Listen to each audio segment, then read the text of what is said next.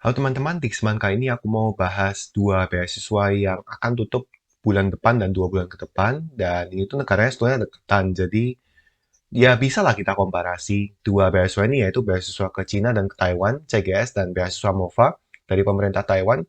Yuk kita bandingin dan kita pelajarin step by step-nya.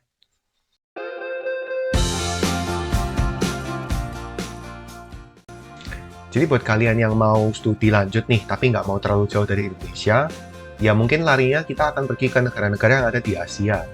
Dan ada beberapa pilihan negara yang cukup menarik, terutama di beberapa tahun terakhir ini, terjadi banyak peningkatan mahasiswa Indonesia yang melanjutkan studi mereka ke Cina maupun Taiwan.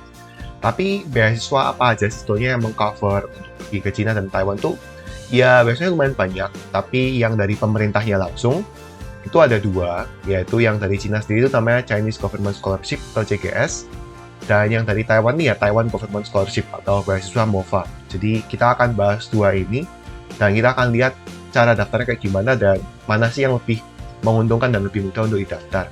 So langsung aja ke websitenya masing-masing. Aku akan mulai dari yang CGS dulu.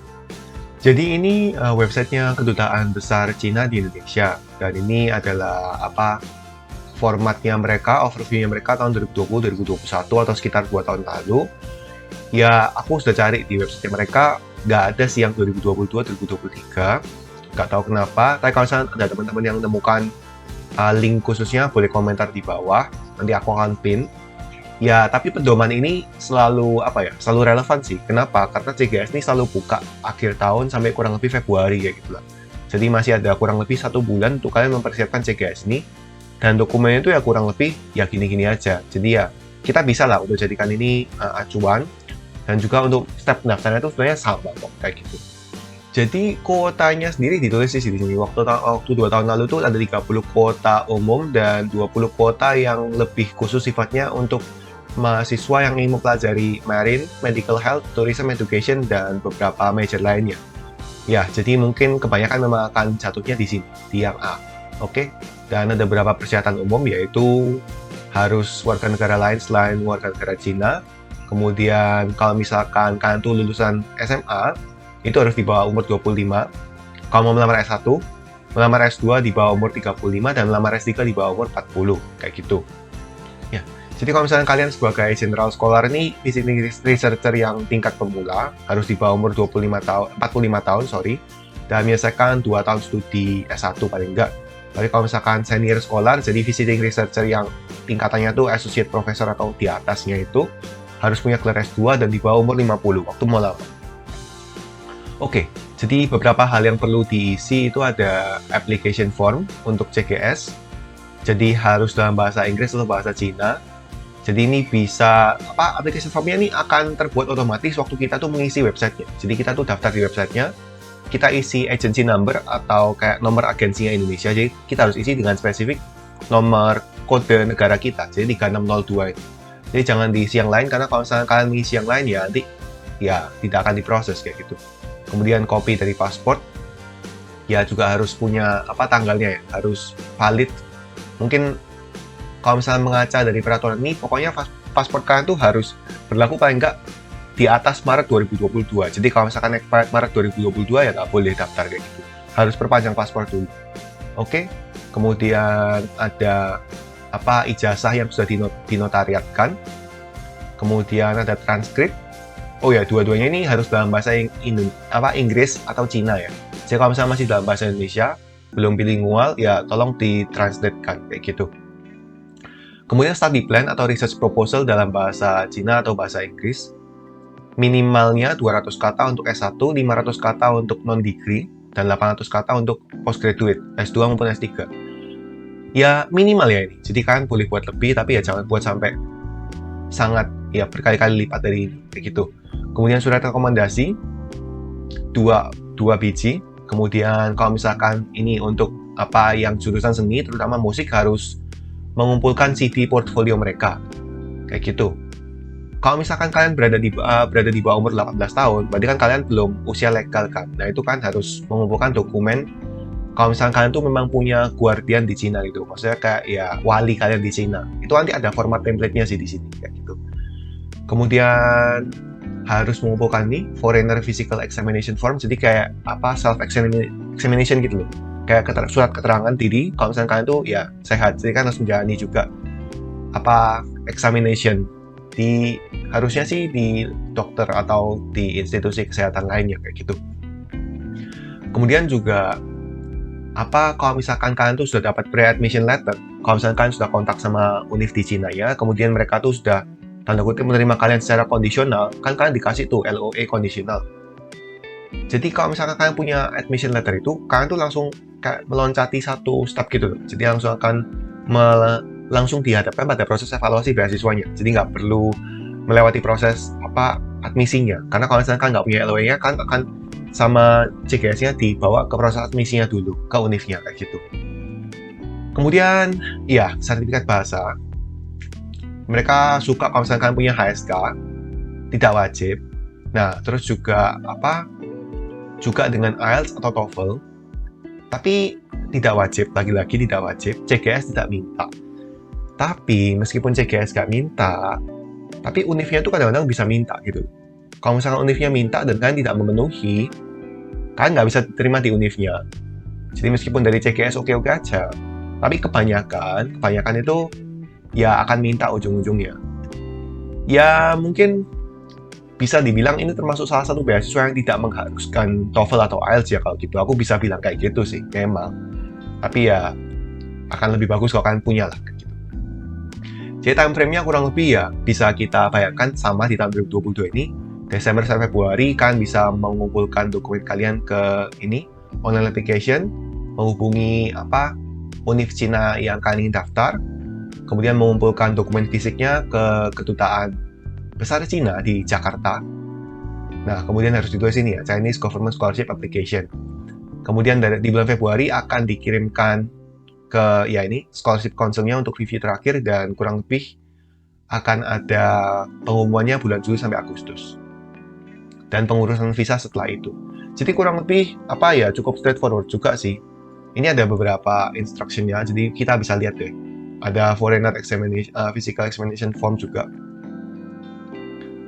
Jadi yang Foreigner Physical Examination Form ini kurang lebih kayak gini bentuknya. Jadi self-declaration gitu loh. Kalau misalkan pernah punya penyakit yang seperti ini, kayak gitu.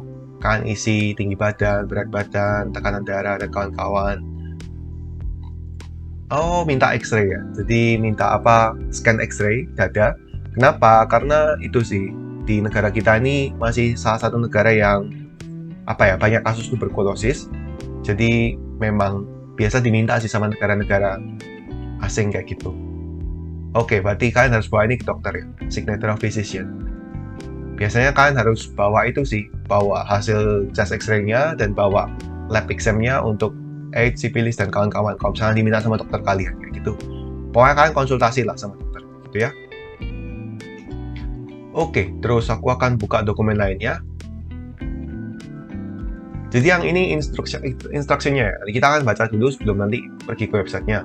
Jadi yang pertama pergi ke websitenya CSC ini, bikin account, memasukkan personal details, kemudian masuk ke program kategori, masukkan nomor agensi Indonesia 3602, masukkan application information, upload semua dokumennya. Oke, kemudian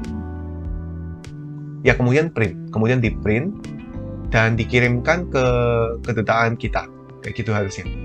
Oke, jadi memang online application formnya ini hanya sekedar membantu kalian untuk mengeprint application formnya sih. Jadi kalian nggak mengumpulkan secara online, tapi mengumpulkan tetap secara fisik, kayak gitu. Kemudian ini yang power of attorney ini untuk kalau misalnya kalian di bawah umur 18 tahun, kalian harus mengumpulkan ini untuk menunjukkan bahwa kalian tuh punya wali di Cina gitu, kayak gitu anggapannya. Oke, ya kalian isi aja. Sudah ada template-nya sih. Jadi kalian orang tua kalian memberikan kuasa kepada siapa untuk menjaga kalian di Cina, kayak gitu kurang lebih lah. Oke. Nah, jadi sekarang aku akan langsung pergi ke websitenya aja. Ya, oke. Jadi ini websitenya ini campuschina.org dan ini harusnya scholarship application for students ya. Kita klik aja. Kita akan dibawa ke platform login-nya harusnya. Oke, bahasa Cina. Ada bahasa Inggrisnya kan, bisa klik di sini untuk jadi bahasa Inggris. kalian bisa register dulu ya. Bisa nggak ya register? Mungkin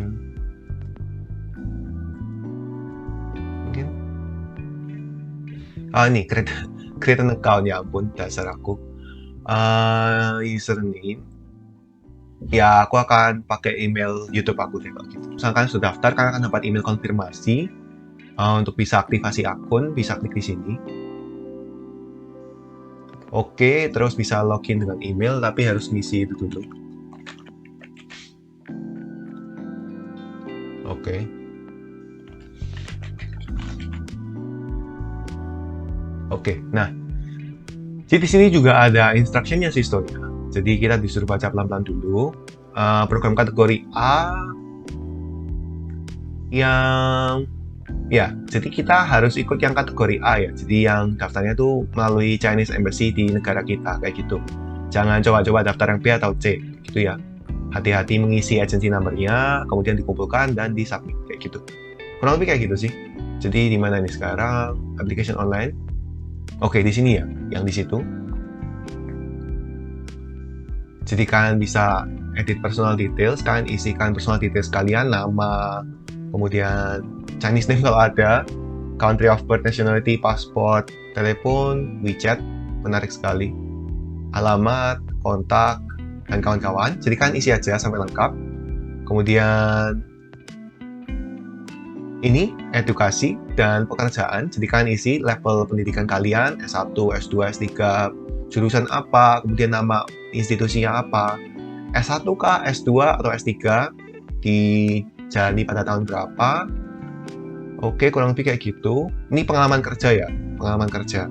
Jadi kalau misalnya kalian punya pengalaman kerja, kan bisa tambahkan di sini, gitu. Kemudian nih apalagi kontak yang lain, name of kontak.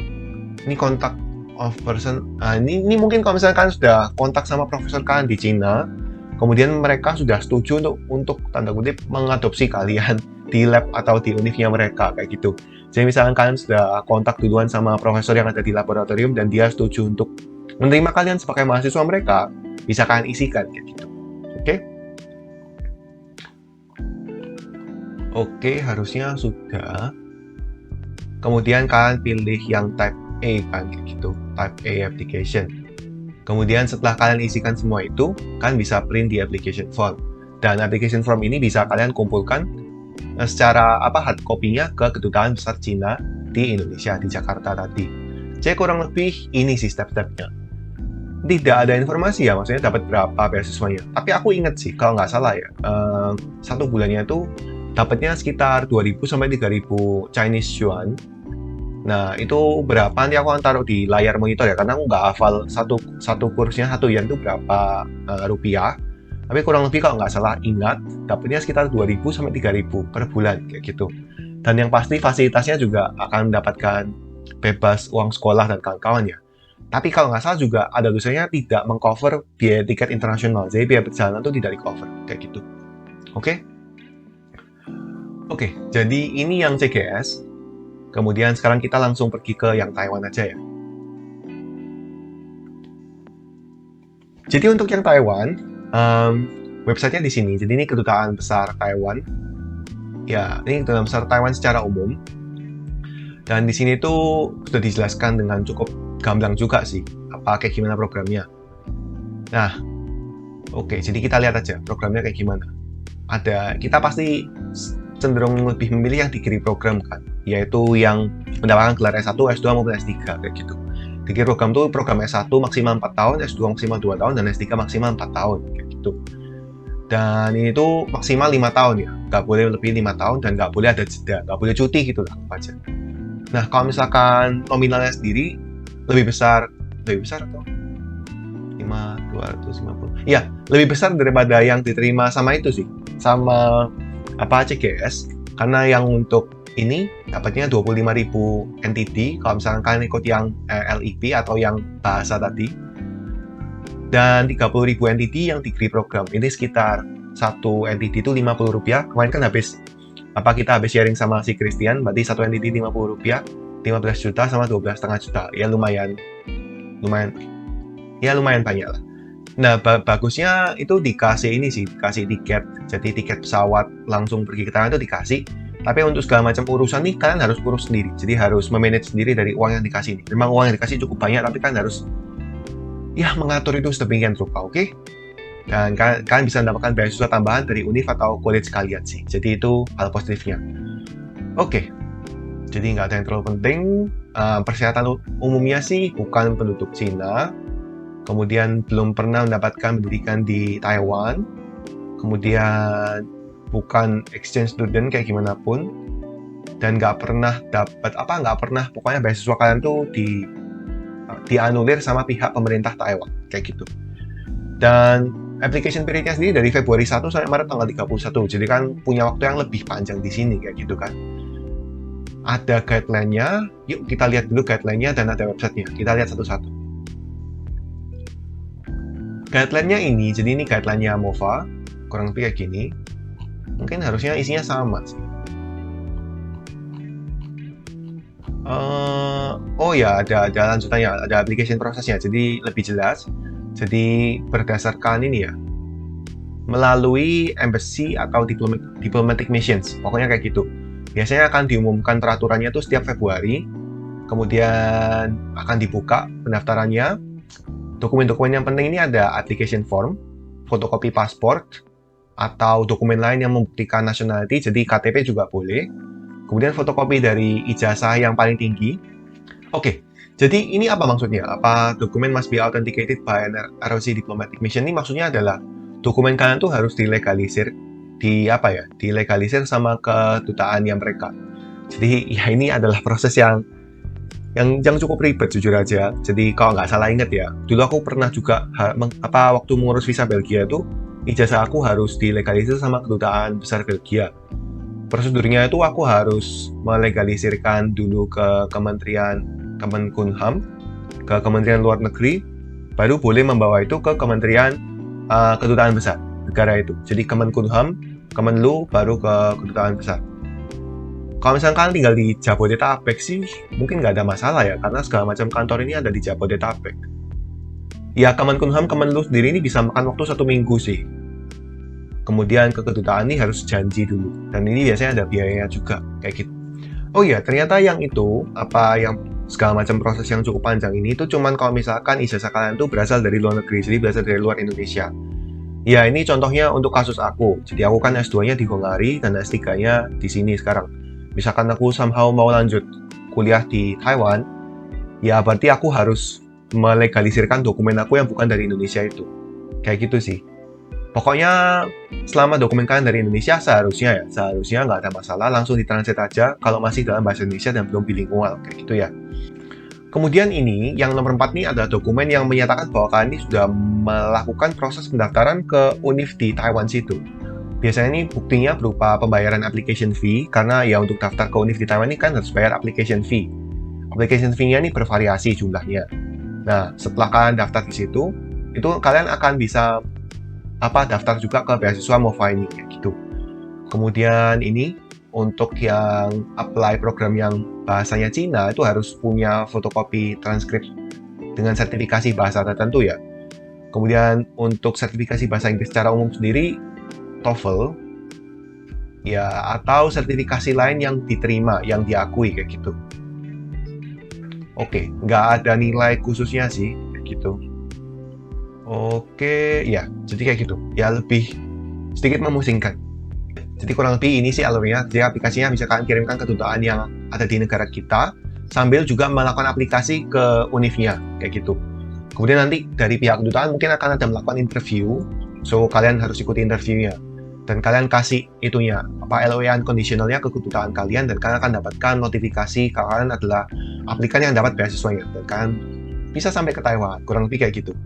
So, cukup simple kayak gitu. Dan sekarang di mana websitenya untuk daftar? Aku akan cari coba. Oke, jadi yang ada di sini, ini websitenya akan aku taruh ya. Jadi Taiwan Scholarship. Di sini yang di bagian MOFA, itu kalian bisa lihat di sini. Ini ada guideline-nya dan juga ada beberapa hal-hal yang template-template yang penting. Di sini ada health certificate. Jadi kalau misalkan ini kan penting juga ya, kayak gitu. Kita bisa lihat.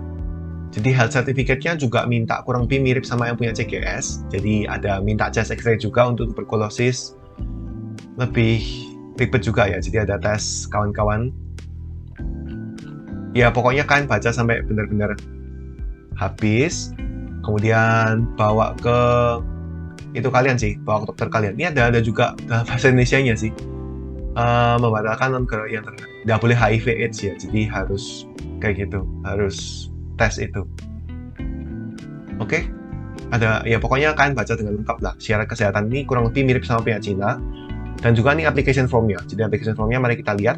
Ini bentuknya sudah fisik sih. Oke, jadi ini ada 7 halaman. Kalian isi tipe studi kalian, nama, kota, negara, nationality, orang tua, informasi kontak, dan kawan-kawan yang biasa. Apakah pernah mendapatkan beasiswa Taiwan? Bisa jawab aja. Mungkin harusnya enggak ya. Self-assessment ya ini. Jadi kondisi kesehatan kalian merasa gimana kayak gitu. Kemudian emergency kontak, proficiency bahasa. Jadi kalian bisa isi sendiri ya. Dalam bahasa Cina, bahasa Inggris kayak gimana. Dan mungkin ini bahasa Indonesia mungkin kayak gitu. Bisa kalian isi.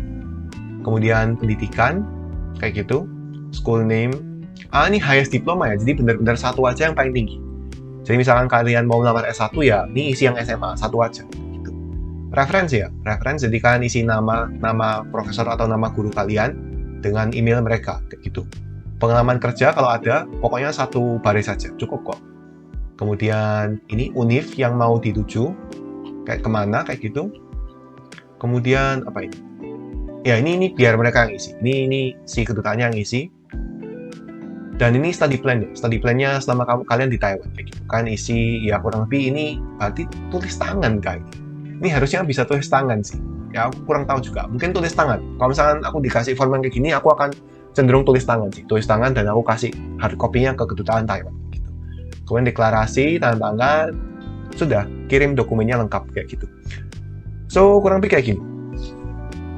Dan jadi sekarang kita akan bandingkan sedikit ya. Kalau misalkan aku boleh bandingkan, yang pertama dari ranking univnya sendiri. Ranking univ di Cina rata-rata lebih tinggi daripada ranking univ di Taiwan sih. Jadi Cina memang memiliki sistem edukasi yang sudah lebih maju. Jadi kalau misalkan kualitas pendidikan, Cina lebih bagus. Kemudian kalau misalkan tentang kemudahan aplikasi, ya lagi-lagi aku sedikit mendukung yang beasiswa Cina, CGS.